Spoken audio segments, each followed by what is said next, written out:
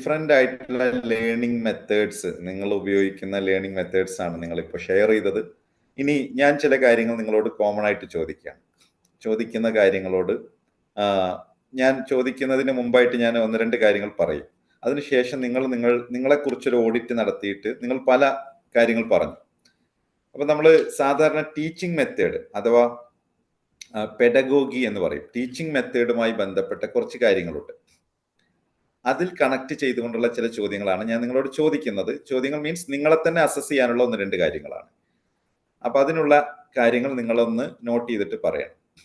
സാധാരണഗതിയിൽ ടീച്ചിങ് മെത്തേഡിന് ടീച്ചേഴ്സിനെ പഠിപ്പിക്കാറുള്ള, ഞാൻ teachers training ചെയ്യാറുണ്ട്. അതിന്റെ ഭാഗമായി ടീച്ചേഴ്സിന് എങ്ങനെയാണ് ടീച്ചിങ് മെത്തേഡ് എങ്ങനെയൊക്കെയാണ് വേണ്ടതെന്ന് പഠിപ്പിക്കാറുണ്ട്. അപ്പൊ അതിന്റെ ഭാഗമായി നമ്മൾ പഠിപ്പിക്കുന്ന ഒരു കാര്യമാണ്, ടീച്ചേഴ്സിനെ പഠിപ്പിക്കുന്ന ഒരു കാര്യമാണ് വാർക്ക് എന്ന് പറയുന്ന ഒരു മെത്തേഡ് പറയും. വാർക്ക്, VARK. വാർക്ക് എന്ന് പറയുമ്പോൾ വി എന്ന് പറഞ്ഞാൽ വിഷ്വൽ ലേണേഴ്സിനെ ട്രീറ്റ് ചെയ്യാൻ വേണ്ടി, അഥവാ വിഷ്വൽ ലേണേഴ്സ് എന്ന് പറയുന്ന ഒരു വിഭാഗമുണ്ട്. അവർക്ക് സ്റ്റുഡൻസിലെ ഒരു വിഭാഗം വിദ്യാർത്ഥികൾക്ക് വിഷ്വൽ ആയിട്ടുള്ള ഇമേജസോ അല്ലെങ്കിൽ വീഡിയോസോ അല്ലെങ്കിൽ എന്തെങ്കിലും വിഷ്വൽ എഫക്റ്റ് ഉള്ള സംഗതികളോ കണ്ടാൽ മാത്രമേ, വിഷ്വൽ ഇമേജസോ കണ്ടാൽ മാത്രമേ അവര് കാഴ്ചയിലൂടെയാണ് അവർ പഠിക്കുന്നത്. അപ്പൊ അത്തരം വിദ്യാർത്ഥികളെ എങ്ങനെ പഠിപ്പിക്കണം എന്നുള്ളതാണ് വിഷ്വൽ ലേണേഴ്സിനെ എങ്ങനെ ട്രീറ്റ് ചെയ്യണം എന്നുള്ളതാണ് വി. അതേസമയം ഓഡിറ്ററി ലേണേഴ്സ് ഉണ്ട്. ഓഡിറ്ററി ലേണേഴ്സ് എല്ലാം കേട്ടാലാണ് പഠിക്കുക. അപ്പൊ അവർക്ക് കേൾക്കാനുള്ള കുറേ അധികം കാര്യങ്ങൾ വ്യത്യസ്ത രീതിയിലും താളത്തിനും നൽകണം എന്നുള്ളതാണ് ഓഡിറ്ററി. പിന്നെയുള്ളത് റീഡിംഗ് ആണ്. റീഡിങ്ങിലൂടെ മാത്രം കൂടുതൽ പഠിക്കാൻ കഴിയുന്നത് റീഡിങ്ങിലൂടെയുള്ള ലേണേഴ്സ് ആണ് എന്നുള്ള ഒരു രീതിയുണ്ട്. അപ്പോൾ അവർക്ക് കൂടുതൽ പഠിക്കാൻ കഴിയുന്നത് റീഡിങ്ങിലൂടെയാണ്. പുസ്തകങ്ങളോ അല്ലെങ്കിൽ അതുമായി ബന്ധപ്പെട്ട നോട്ടുകളോ ആവർത്തിച്ച് വായിക്കുകയോ എഴുതുകയോ ചെയ്തുകൊണ്ടാണ് അവർക്ക് പഠിക്കാൻ കഴിയുക. മറ്റൊരു വിഭാഗമാണ് കിനസ്തറ്റിക് ലേണേഴ്സ്. അവർക്ക് എന്തെങ്കിലും ആക്ടിവിറ്റികളിലൂടെയാണ് പഠിക്കാൻ കഴിയുക, അല്ലെങ്കിൽ എന്തെങ്കിലും കാര്യങ്ങൾ ചെയ്തുകൊണ്ടാണ് പഠിക്കാൻ കഴിയുക, അല്ലെങ്കിൽ അവർക്ക് ഇങ്ങനെ ഓടി നടന്നുകൊണ്ടോ എന്തെങ്കിലും ആക്ടിവിറ്റിയിൽ എൻഗേജ് ചെയ്തുകൊണ്ടോ ആണ് പഠിക്കാൻ കഴിയുക. ഇങ്ങനെ 4 തരം ലേണേഴ്സ് ഉണ്ട്. ഇതിൽ നിങ്ങളെ തന്നെ അസസ് ചെയ്യുകയാണെങ്കിൽ, സ്വന്തമായി ഒന്ന് അസസ് ചെയ്യുകയാണെങ്കിൽ, ഞാൻ പറഞ്ഞത് വേണമെങ്കിൽ ഒന്നുകൂടി ക്ലാരിറ്റിക്ക് പറയാം. Visual learner, auditory learner, reading base ചെയ്തുകൊണ്ടുള്ള learner, kinesthetic learner. Very good. So VARK ടെസ്റ്റിന്റെ റിസൾട്ട് അനുസരിച്ചോ അല്ലെങ്കിൽ നിങ്ങൾക്ക് നിങ്ങളെക്കുറിച്ച് അസസ് ചെയ്തതിന്റെ അടിസ്ഥാനത്തിലോ നിങ്ങളിൽ ഏറ്റവും മുഴച്ചു നിൽക്കുന്നത് അല്ലെങ്കിൽ ഏറ്റവും ഡൊമിനന്റ് ആയി നിൽക്കുന്നത് ഇതിലേതാണ്? വിഷ്വൽ ആണോ? നിങ്ങൾ വിഷ്വൽ ലേണർ ആയിട്ടാണോ നിങ്ങളെ മനസ്സിലാക്കുന്നത്? ഓഡിറ്ററി ലേണർ ആയിട്ടാണോ? കിനസ്തറ്റിക് ലേണർ ആയിട്ടാണോ? റീഡിങ്ങിലൂടെയുള്ള ലേണർ ആയിട്ടാണോ നിങ്ങളെ മനസ്സിലാക്കിയിട്ടുള്ളത് എന്ന് ഒരൊറ്റ വാക്കിൽ ഒന്ന് എഴുതി വെക്കൂ. യെസ്. അത് എന്തുകൊണ്ട് എന്നുള്ള കാര്യം കൂടി നിങ്ങൾ ഓരോരുത്തരായിട്ട് നിങ്ങളുടെ ടെസ്റ്റിന്റെ അടിസ്ഥാനത്തിലോ അല്ലാതെയോ ആവാം, നിങ്ങൾ അതൊന്ന് പറയണം. ടെസ്റ്റിനെ ബേസ് ചെയ്തുകൊണ്ട് പറഞ്ഞാൽ കൂടുതൽ നന്നായിരിക്കും. അപ്പോ നിങ്ങൾ 1 by 1 ആയിട്ട് ഒന്ന് പറഞ്ഞു തുടങ്ങിക്കോളൂ.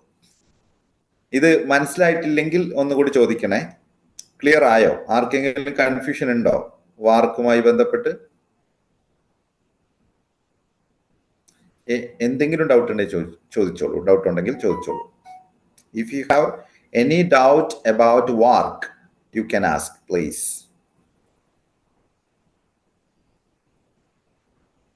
ഇല്ല, ഓക്കെ, നിങ്ങൾ പറയൂ. നിങ്ങളെ കുറിച്ച് തന്നെ പറഞ്ഞോളൂ. എലോന പറഞ്ഞു തുടങ്ങിക്കോളൂ. സോ സർ, വർക്കിന്റെ ഒരു ഇതിൽ നോക്കുവാണെങ്കിൽ ഞാൻ ഇതുവരെ ട്രൈ ചെയ്തേക്കുന്ന ഓഡിറ്ററി മെത്തേഡ് ആണ്. ഫെബി സർ അസസ്മെന്റ് കഴിഞ്ഞപ്പോൾ എന്നോട് പറഞ്ഞത് സോ സർ അവസാനത്തെ ഇതെന്തായിരുന്നു? ലേണിംഗിന്റെ പേരെന്തായിരുന്നു? I forgot. കിനസ്തെറ്റിക് ആണോ? Kinaesthetic. Yes, kinaesthetic. Febi sir എന്നോട് പറഞ്ഞത് കിനസ്തെറ്റിക് മെത്തേഡ് ആയിരിക്കും. എന്റെ ആൻസേഴ്സ് കണ്ടപ്പോൾ കിനസ്തെറ്റിക് മെത്തേഡ് ആയിരിക്കും എനിക്ക് യൂസ്ഫുൾ ആവുന്നതെന്നാണ് ഫെബി സാർ എന്നോട് പറഞ്ഞത്. പക്ഷെ ആ സമയത്ത് എക്സാംസ് ഇങ്ങനെ കഴിയാറായിരുന്നു. സോ അത് എനിക്ക് ട്രൈ ചെയ്യാൻ പറ്റിയില്ലായിരുന്നു. പക്ഷെ ഇതുവരെ ഞാൻ നോക്കിയതിൽ എനിക്ക് ഓഡിറ്ററി ലേണിംഗ് ആണ് കുറച്ചുകൂടെ എളുപ്പമായിട്ടുള്ളതും കുറച്ചുകൂടെ എനിക്ക് നന്നായിട്ട് പഠിക്കാൻ പറ്റുന്ന അതാണ്. എനിക്ക് കിനസ്തെറ്റിക് ട്രൈ ചെയ്ത് നോക്കണം എന്ന് ആഗ്രഹമുണ്ട്. സോ ഞാൻ പ്രിഫർ ചെയ്യുന്നത് ഓഡിറ്ററിയാണ്. Yes, okay okay. അപ്പൊ ഒരു ഓഡിറ്ററി ലേണർ ആണ് ഇപ്പൊ നിലവിൽ എലോണ. പക്ഷേ എലോണയുടെ വാർക്ക് ടെസ്റ്റ് അനുസരിച്ച് എലോണ കിനസ്തെറ്റിക് ലേണർ എന്നുള്ള ഒരു ഒരു ഫ്രെയിമിനകത്താണ് വരുന്നത് അല്ലേ എലോണ? അതെ sir. Yes, very good, very good, nice. Okay, then next will say അനുഗ്രഹ. യെസ്. Hi sir. യെസ്. അപ്പം ഞാൻ മുന്നേ പഠിച്ചു വന്നത് ഞാനിപ്പോ എഴുതിയിട്ടാണ് ഞാൻ പഠിക്കുന്നത് സാധാരണ. അപ്പോ ഫെബി സാർ അന്ന് ക്ലാസ് എടുത്തത് മുതല് സാറ് പറഞ്ഞു ഓഡിറ്ററി ആണ് എനിക്ക് കൂടുതൽ എഫക്റ്റ് ആവുന്നതെന്ന്. അപ്പം ഇനി വരാൻ പോകുന്നത് മിഡ് ടൈം എക്സാമും ക്രിസ്മസ് എക്സാം ഒക്കെ അല്ലേ. അപ്പം എനിക്കിത് ഓഡിറ്ററി എനിക്ക് ഉപകാരപ്പെടുമെന്ന് തോന്നുന്നു. ഇപ്പൊ ഓഡിറ്ററിയിലൂടെ ഞാൻ കുറെ കാര്യങ്ങൾ സോഷ്യലൊക്കെ ഫുൾ ഇമ്പോർട്ടന്റ് ആണ്. അപ്പോൾ ഷോർട്ട് നോട്ട് ആക്കി വെക്കാനൊന്നും കഴിയാത്ത അവസ്ഥയാണ് ഇപ്പോ. സിലബസ് മാറിയത് മുതൽ ഫുൾ ടഫാണ്. അപ്പം ഓഡിറ്ററി ആകുമ്പോൾ നമുക്കിപ്പം വേഗം ആവുന്നുണ്ട്. Okay, good good. അപ്പൊ അങ്ങനെ കണ്ടെത്തിയത് ഗുണമായി എന്ന് തോന്നുന്നില്ലേ അനുഗ്രഹ? അല്ലേ? കണ്ടെത്തിയത് ഗുണമായി. വെരി ഗുഡ്, ഇപ്പൊ വെരി ഗുഡ്. സിലബസ് മാറിയത് മുതൽ ഫുൾ എല്ലാ സബ്ജക്റ്റും ഫുൾ ടഫ് ആയിട്ടാണ് ഉള്ളത്. ഫുൾ ഇമ്പോർട്ടന്റ് പോയിന്റ്സ് ആണ്. Very good, very good. Yes. എന്തായാലും ഓഡിറ്ററി ലേണിംഗ് മെത്തേഡ് അനുഗ്രഹ ഒന്ന് എക്സ്പെരിമെന്റ് ചെയ്യാൻ തന്നെ തീരുമാനിച്ചിട്ടുണ്ട് അല്ലേ? Okay sir. Okay, very good, nice. So next to Rismiya. എനിക്ക് കിനസ്തെറ്റിക് ആക്ടിവിറ്റി ചെയ്യുമ്പോൾ കൂടുതൽ ക്രിയേറ്റീവ് ആകും. കിട്ടുന്ന ആശയങ്ങൾ മറക്കാതിരിക്കുകയും ചെയ്യും. എക്സാമ്പിൾ എക്സ്പെരിമെന്റ് ഒക്കെ ചെയ്യുമ്പം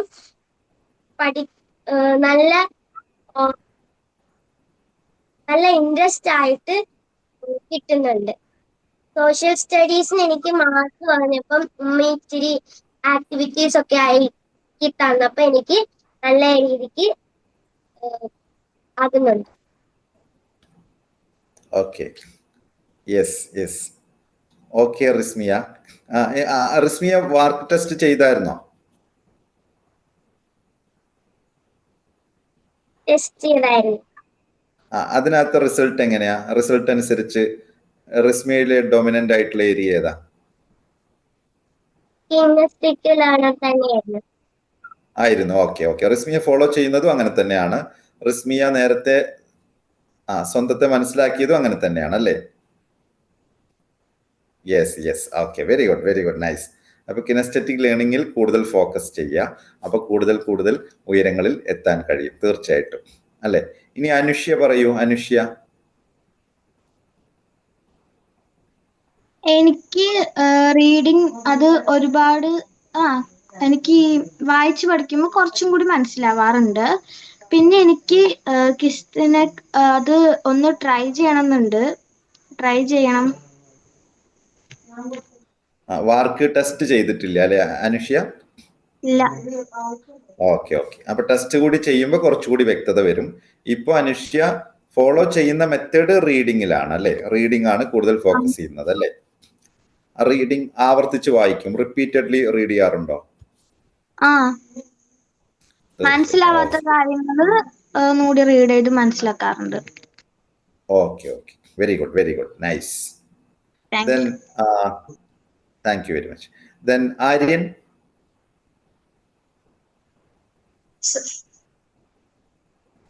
പറഞ്ഞോളൂ. ആര്യന്റെ ഡൊമിനന്റ് ആയിട്ടുള്ള ലേണിംഗ് മെത്തേഡ് ഏതാണ്? ഈ കൂടുതൽ കിട്ടുന്ന ആക്ടിവിറ്റീസ് ചെയ്യുമ്പോഴും ഈ വായിച്ച് പഠിക്കുമ്പോഴും. Okay okay. കൂടുതലായി ആര്യൻ ഫോളോ ചെയ്യുന്നത്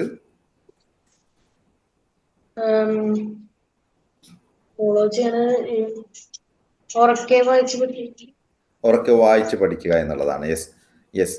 അപ്പോഴ് പിന്നെ ടെസ്റ്റ് നടത്തിയിരുന്നോ? വാർക്ക് ടെസ്റ്റ് നടത്തിയിരുന്നോ? അതിനകത്ത് എന്തായിരുന്നു result?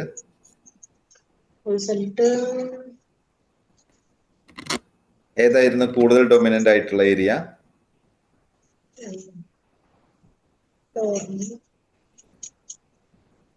Okay okay okay okay Aryan. Yes. ആ ടെസ്റ്റിന്റെ റിസൾട്ട് കൂടി ഒന്ന് നോക്കിക്കോളൂ കേട്ടോ. അത് ഉപകാരപ്പെടും കേട്ടോ. യെസ്. സോ ഇനി ഞാനൊരു ചെറിയൊരു കാര്യം കൂടി പറയാണ്. നിങ്ങൾക്ക് എന്തെങ്കിലും ഇനി ചോദിക്കാനോ പറയാനോ ഇത് ഉണ്ടോ ആരെങ്കിലും? Any of U?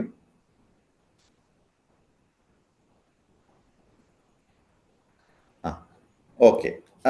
ലേണിംഗ് മെത്തേഡുമായി ബന്ധപ്പെട്ട് നിങ്ങളുടെ മെത്തേഡ് നിങ്ങൾ ചൂസ് ചെയ്യുകയും അത് ഫോക്കസ് ചെയ്യുകയും ചെയ്താൽ ഉറപ്പായിട്ടും നിങ്ങളുടെ റിസൾട്ടിൽ വലിയ മാറ്റം ഉണ്ടായിരിക്കും. അതോടൊപ്പം ഒരു കാര്യം കൂടി, വെരി ഇമ്പോർട്ടൻ്റ് ആയിട്ടുള്ള ഒരു കാര്യം കൂടി ലേണിംഗുമായി ബന്ധപ്പെട്ട് ഞാൻ പറയാണ്. അത് എന്താണെന്ന് വെച്ചാൽ, നിങ്ങൾ എന്ത് വായിക്കുകയാണെങ്കിലും എന്ത് പഠിക്കുകയാണെങ്കിലും നിങ്ങൾ ഡിഫറെൻ്റ് ആയിട്ടുള്ള മെത്തേഡ്സ് യൂസ് ചെയ്തുകൊണ്ട് തന്നെ നിങ്ങൾക്ക് പഠിക്കാം. വാർക്കിലെ ഡിഫറെന്റ് മെത്തേഡുകൾ നിങ്ങൾക്ക് ഫോളോ ചെയ്യാം. അതൊക്കെ ആണെങ്കിൽ പോലും ഒരു കാര്യം വെരി ഇമ്പോർട്ടൻ്റ് ആണ്. That is you have to be in that subject, that topic. നിങ്ങളായി തന്നെ ആ ടോപ്പിക്കിൽ, ആ സബ്ജക്റ്റിൽ നിങ്ങൾ ഇന്നാവണം, അഥവാ ഇൻവോൾവ്ഡ് ആവണം. നിങ്ങൾ പഠിക്കുന്നത് എന്താണോ അതിനെ ഇഷ്ടപ്പെട്ടുകൊണ്ട്, അതിനെ ആസ്വദിച്ചുകൊണ്ട്, അതിനെ റിലേറ്റ് ചെയ്തുകൊണ്ട് പഠിക്കാനുള്ള ശ്രമം നടത്തണം. ഫോർ എക്സാമ്പിൾ, നിങ്ങളൊരു ഹിസ്റ്ററിയാണ് പഠിക്കുന്നത്, സോഷ്യോളജിയും ഇപ്പൊ ഇവിടെ നിങ്ങളിൽ ചില ആളുകൾക്ക് സോഷ്യൽ സയൻസ് പ്രയാസം പറഞ്ഞു. സോഷ്യൽ സയൻസ് പഠിക്കുമ്പോൾ നിങ്ങൾ കണക്ട് ചെയ്ത് പഠിക്കുക, ഇഷ്ടപ്പെട്ട് പഠിക്കുക. ഇപ്പോൾ ഫോർ എക്സാമ്പിൾ നമ്മൾ പറഞ്ഞു സാൾട്ട് സത്യാഗ്രഹം അല്ലെങ്കിൽ ക്വിറ്റ് ഇന്ത്യ മൂവ്മെന്റ്. ഇതിൽ ഗാന്ധി ക്വിറ്റ് ഇന്ത്യ മൂവ്മെന്റിന് വേണ്ടി മുന്നിൽ നടക്കുന്നു, അല്ലെങ്കിൽ സാൾട്ട് സത്യാഗ്രഹവുമായി ബന്ധപ്പെട്ട് മുന്നിൽ നടക്കുന്നു. അപ്പൊ നിങ്ങൾക്ക് ആ ഇഷ്യൂ അറിയാം, ആ ഇഷ്യൂ നിങ്ങളൊന്ന് പഠിക്കുന്നു, മനസ്സിലാക്കുന്നു. ഇഷ്യൂ മനസ്സിലാക്കുമ്പോൾ നോക്കൂ, നിങ്ങൾക്ക് ഇന്ത്യയിലെ ജനങ്ങൾക്ക്,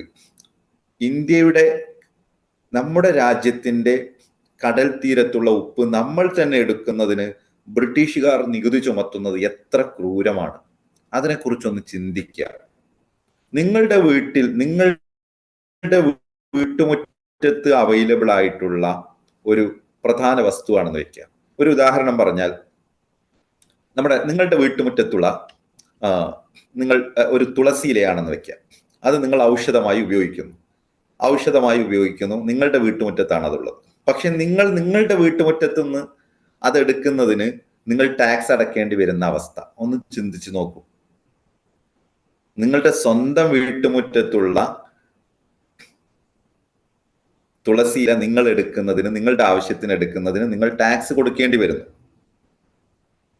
നിങ്ങൾ പുറത്തുള്ള ഒരാൾക്ക്, അതും വിദേശിയായ മറ്റൊരാൾക്ക്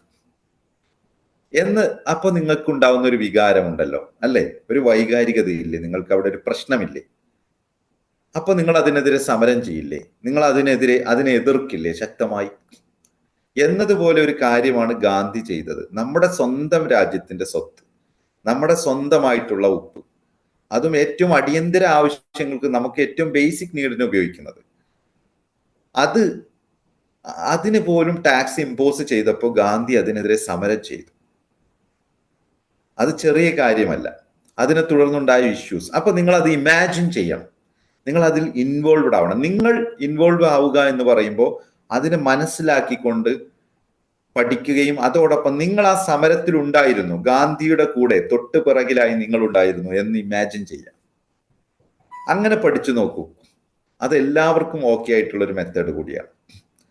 എന്ന് വെച്ചാൽ മെത്തേഡ്, അതൊരു ലേണിംഗ് മെത്തേഡ് എന്നതിലുപരി പഠിക്കുന്ന കാര്യങ്ങളിലേക്ക് നമ്മൾ ഇൻ ആവണം. നമ്മൾ കേവലം അക്കാഡമിക് പഠനം എന്നതിലുപരി നമ്മുടെ വികാരം കൂടി, നമ്മുടെ ഇമോഷൻസ് കൂടി, നമ്മുടെ സെന്റിമെന്റ്സ് കൂടി അതിലേക്ക് കണക്റ്റ് ആക്കണം.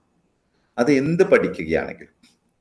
മാത്സ് പഠിക്കുമ്പോൾ നിങ്ങളൊരു പ്രോബ്ലം ഉണ്ട്, ആ പ്രോബ്ലത്തെ നിങ്ങൾ പ്രാക്ടിക്കൽ ആയിട്ടുള്ള എന്തെങ്കിലും സംഗതികളുമായിട്ട് കണക്ട് ചെയ്യുക, എന്നിട്ട് പഠിക്കുക. അങ്ങനെ നിങ്ങൾ ഇൻവോൾവ്ഡ് ആവുക. ഇനി അതിലെ മാത്സിലെ ഏതെങ്കിലും ഒരു നമ്പർ ആയിട്ടോ അല്ലെങ്കിൽ ഏതെങ്കിലും ഒരു ക്യാരക്ടറായിട്ടോ നിങ്ങൾ മാറുന്നു, നിങ്ങൾ സ്വയം മാറുക. ആ രീതിയിൽ നിങ്ങൾ പഠനത്തിനെ സമീപിച്ചു കഴിഞ്ഞാൽ, നിങ്ങൾ അതിൽ ഇൻവോൾവ്ഡ് ആയിട്ട് പഠിച്ചു കഴിഞ്ഞാൽ നിങ്ങൾക്ക് അതിനെക്കുറിച്ചുള്ള ചിന്തകൾ ഉണ്ടാവും. പഠിച്ച കാര്യങ്ങളെക്കുറിച്ച് നിങ്ങൾ അനലൈസ് ചെയ്യും, നിങ്ങൾ അതിനെക്കുറിച്ച് ക്രോസ് ചെക്ക് ചെയ്യും, നിങ്ങൾ അതിൻ്റെ പല വശങ്ങളെക്കുറിച്ച് അറിയാൻ ശ്രമിച്ചു കൊണ്ടിരിക്കും. അപ്പൊ ഇനിയുള്ള കാലത്ത് മക്കൾ ശ്രദ്ധിക്കേണ്ട ഒരു പ്രധാനപ്പെട്ട കാര്യം എന്ന് വെച്ചാൽ, നമ്മൾ പഠിക്കുന്ന കാര്യങ്ങൾക്ക് പുറമെ അതിൻ്റെ മറ്റു കാര്യങ്ങൾ കൂടി അറിയാനുള്ള ക്യൂരിയോസിറ്റി ഉണ്ടാവണം. ആ curiosity, based on that curiosity you have to find out the related things, ആ സംഗതിയുമായിട്ട് ബന്ധപ്പെട്ടിരിക്കുന്ന മറ്റു കാര്യങ്ങൾ കൂടി അറിയാൻ ശ്രമിക്കുക. അതെന്തുകൊണ്ട് സംഭവിച്ചു, എങ്ങനെയായിരുന്നു അത്, ഞാൻ അതിനകത്തുണ്ടായിരുന്നെങ്കിൽ എങ്ങനെ ആയിരിക്കും, ഇങ്ങനെ ഇമാജിൻ ചെയ്തുകൊണ്ട് അതിൽ ഇൻവോൾവഡ് ആവാനുള്ള ഒരു ശ്രമം കൂടി നിങ്ങൾ നടത്തിയാൽ ഗംഭീരമായിരിക്കും. അത്തരം പഠനങ്ങളാണ് നമുക്ക് റിസർച്ച് ഓറിയന്റേഷൻ കൂടിയുള്ള പഠനങ്ങൾ വരുമ്പോൾ നിങ്ങൾ ഫ്യൂച്ചറിൽ സയന്റിസ്റ്റ് ആവാം, IAS ഓഫീസർ ആവാം, നിങ്ങൾ സ്പേസ് സയന്റിസ്റ്റ് ആവാം, സ്പേസ് റിസർച്ചർ ആവാം. അങ്ങനെയൊക്കെ ആവുന്നത് നിങ്ങൾ ഇപ്പോൾ ഇന്ത്യ വിക്ഷേപിച്ച ഒരു സ്പേസ് ജെറ്റിനെ കുറിച്ച്, ഒരു സ്പേസ് പേടകത്തെ കുറിച്ചോ മറ്റോ നിങ്ങൾ പഠിക്കുന്നു എന്ന് വെക്കാം. അപ്പൊ നിങ്ങൾ അതിന്റെ ഭാഗമായി നിങ്ങൾ കൂടി വർക്ക് ചെയ്തതായിട്ട് ഇമാജിൻ ചെയ്യാം, സ്വപ്നം കാണുക. എന്നിട്ട് നിങ്ങൾ അത് ലോഞ്ച് ചെയ്യുന്ന സമയത്ത് നിങ്ങൾ അതിന്റെ കൂടെ ഉണ്ടായിരുന്നു എന്ന് ഇമാജിൻ ചെയ്യാം. അങ്ങനെ കൂടി പഠിക്കാനുള്ള ശ്രമം നിങ്ങളുടെ ഭാഗത്ത് നിന്ന്. നിങ്ങൾക്ക് മനസ്സിലാവുന്നുണ്ടല്ലോ ഞാൻ പറയുന്നത്? നിങ്ങൾ ഹിസ്റ്ററി പഠിക്കുന്നു, അല്ലെങ്കിൽ കൾച്ചറൽ ഹിസ്റ്ററി പഠിക്കുന്നു, അല്ലെങ്കിൽ ഫിസിക്സ് പഠിക്കുന്നു, അതല്ലെങ്കിൽ നിങ്ങൾ സയൻസ്, ബേസിക് സയൻസ് പഠിക്കുന്നു. അപ്പൊ അതിൽ നിങ്ങൾ എന്താണോ പഠിക്കുന്നത് അതിന്റെ ഭാഗമായി നിങ്ങൾ മാറുക. നിങ്ങളൊരു പ്ലാന്റിനെ കുറിച്ചാണ് പഠിക്കുന്നത്, അല്ലെങ്കിൽ നിങ്ങൾ ഫോട്ടോസിന്തസിസ് പഠിക്കുകയാണ്. അപ്പൊ നിങ്ങളൊരു പ്ലാന്റ് ആണെന്ന് സങ്കല്പിക്കുക. ഞാനാണൊരു പ്ലാന്റ്. ഇമാജിൻ, ജസ്റ്റ് എന്തും ഇമാജിൻ ചെയ്യാലോ. ഞാനൊരു പ്ലാന്റ് ആയിരുന്നെങ്കിൽ ഞാൻ എങ്ങനെ ആയിരിക്കും എന്നുള്ളതൊന്ന് ഒരു ഇമാജിനേഷൻ നടത്തും. ഇങ്ങനെ ഇമാജിനേഷനും ഇൻവോൾവ്മെന്റും കൂടെ ചേർത്തുകൊണ്ടുള്ള ഒരു പഠന രീതിയിലേക്കും ഒരു അനാലിസിസിലേക്കും അതിനെക്കുറിച്ച് പഠിച്ചതിന്റെ പല ഭാഗങ്ങൾ ചിന്തിക്കുന്ന രീതിയിലേക്ക് കൂടി മക്കളുടെ പഠനം പോയാൽ നിങ്ങൾ ഫ്യൂച്ചറിൽ ഗ്രേറ്റ് പേഴ്സണാലിറ്റീസ് ആയി മാറും. ഓക്കെ, ഇത്രയും കാര്യമാണ് എനിക്ക് ഈ പ്രോഗ്രാമിന്റെ ഭാഗമായിട്ട് പറയാനുള്ളത്. വളരെ മനോഹരമായിട്ട്, വളരെ ഭംഗിയായിട്ട് നിങ്ങൾ ഡീൽ ചെയ്തു, നിങ്ങൾ പ്രസന്റ് ചെയ്തു. നിങ്ങളുടെ ചോദ്യങ്ങൾ ഗംഭീരമായിരുന്നു. നിങ്ങളുടെ പോയിന്റ് നിലകൾ പ്രശോഭ് സാറ് കൂടി ഒന്ന് പറയും. പോയിന്റ് നിലകൾ എന്ത് എന്നത് നമുക്ക് പ്രധാനമല്ല, നിങ്ങളുടെ ഇൻവോൾവ്മെന്റ് ആണ് ഏറ്റവും പ്രധാനം. നിങ്ങൾ എല്ലാവരും ഒന്നിനൊന്ന് മെച്ചം എന്ന രീതിയിൽ തന്നെ അതിഗംഭീരമായാണ് പ്രസന്റ് ചെയ്തത്. Wow, awesome, very fantastic. I am really proud of you. Thank you very much. I congratulate you from the bottom of my heart.